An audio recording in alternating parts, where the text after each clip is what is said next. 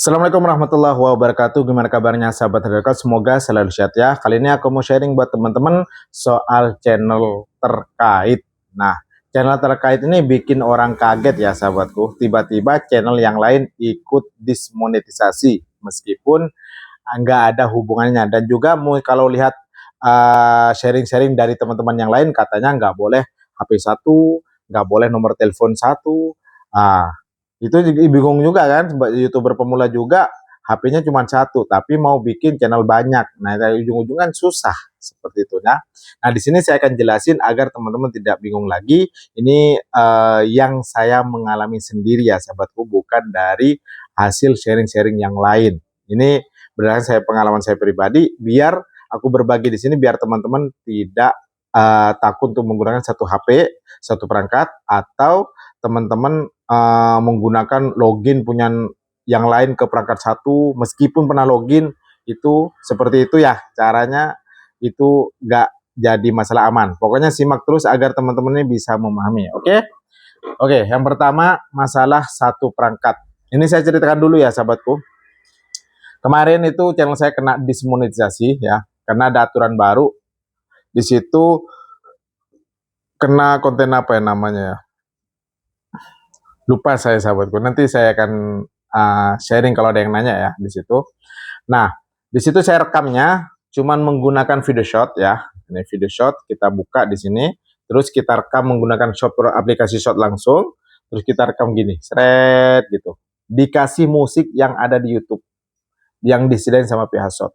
Terus dikasih judulnya saya otomatis langsung, saya print. Nah, terus saya posting lagi, judulnya sama juga, saya posting.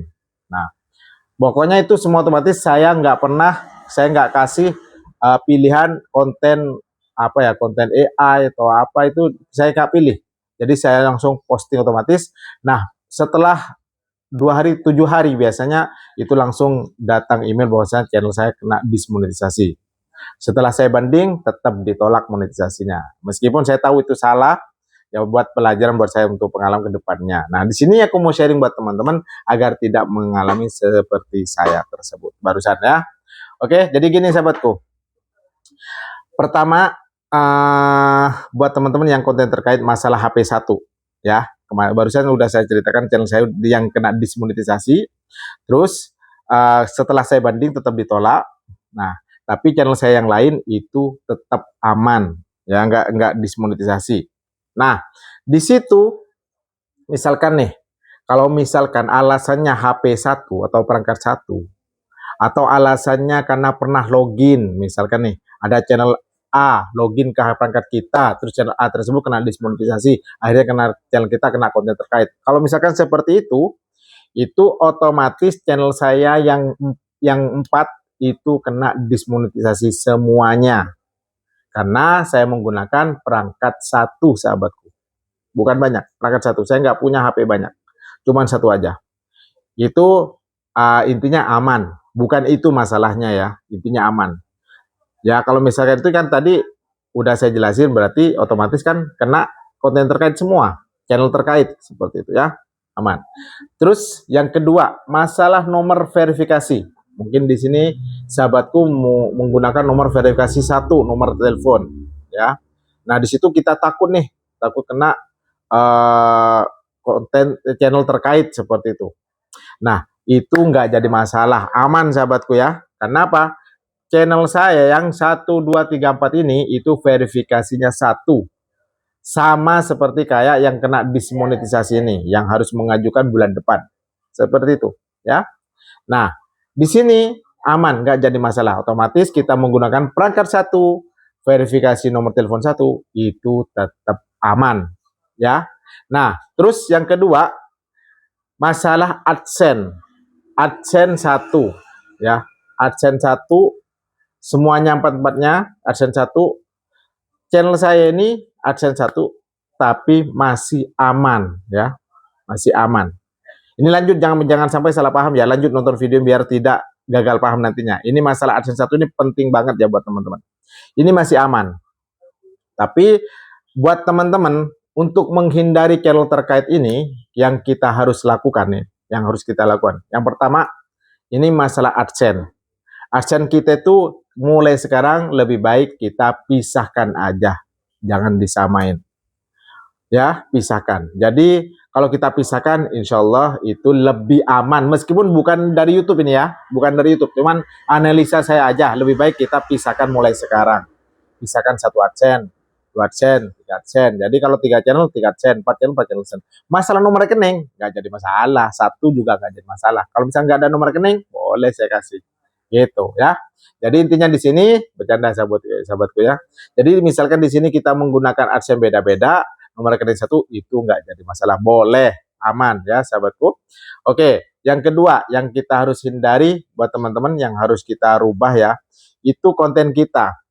Ini konten kita ini 4 ya, yang dirubah itu bukan kontennya, bukan orangnya sahabatku ya. Kalau wajah kita nggak bakal bisa dirubah, ya tetap kayak gini, tapi konsepnya itu harus dibedakan, jangan sampai sama.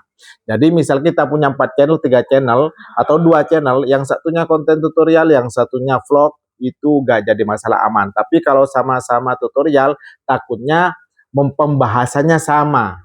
Jadi misalkan tutorial boleh, semua tutorial atau apa, tapi pembahasannya harus beda, jangan sampai sama kan. Ya, itu kalau menurut saya pribadi. Jadi konten harus dibedakan. Terus yang ketiga, kita misalkan kita posting video, kita wajib pilih di situ ya atau tidak. Jadi konten AI atau bukan AI itu wajib kita pilih. Kalau misalnya konten vlog kita pilih tidak. Kalau kita kontennya seperti ini ya, edukasi, pilihnya ya tidak. Tapi kalau konten vlog tapi suaranya bukan suara kita pribadi, menggunakan Google, kita wajib pilih iya.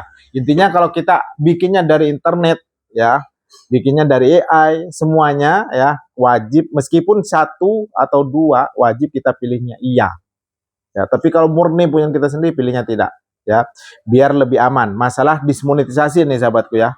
Nah, kalau channel konten terkait ini nggak ada hubungannya, tapi untuk dismonetisasi, menghindari itu ya, karena ini dari dulu sudah ada, tapi dulu nggak terlalu ketat kayak sekarang. Meskipun kita nggak pilih 1, 2, 1, 2, 3 itu tetap aman, tapi kalau sekarang kita wajib hati-hati.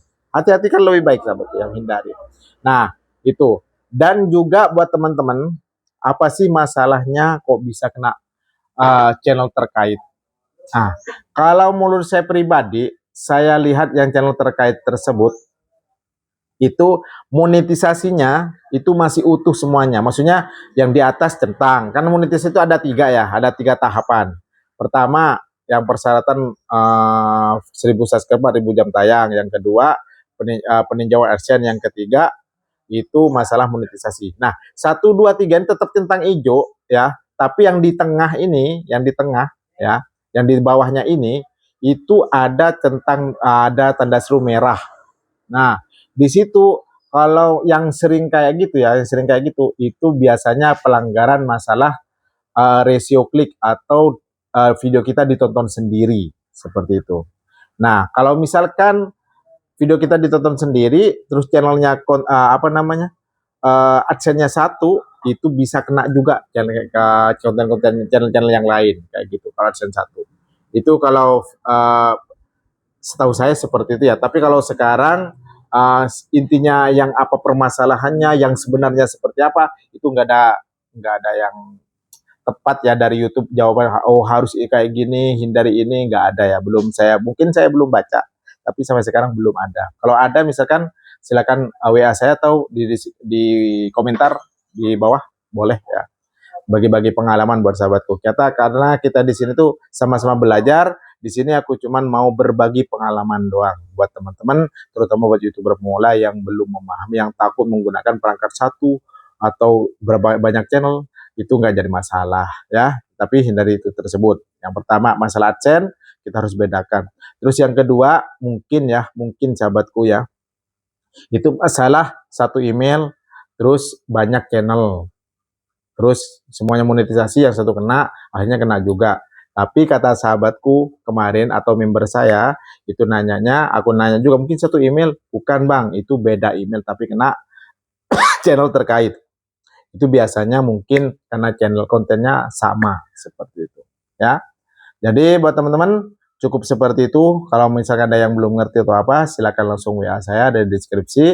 Dan juga kalau mau jadi member saya boleh, silakan. Oke, semoga ini bermanfaat dan juga share, like, dan komen. Aku tunggu komennya sahabatku ya, karena udah lama nih saya nggak bikin konten. Oke, yuk, bye.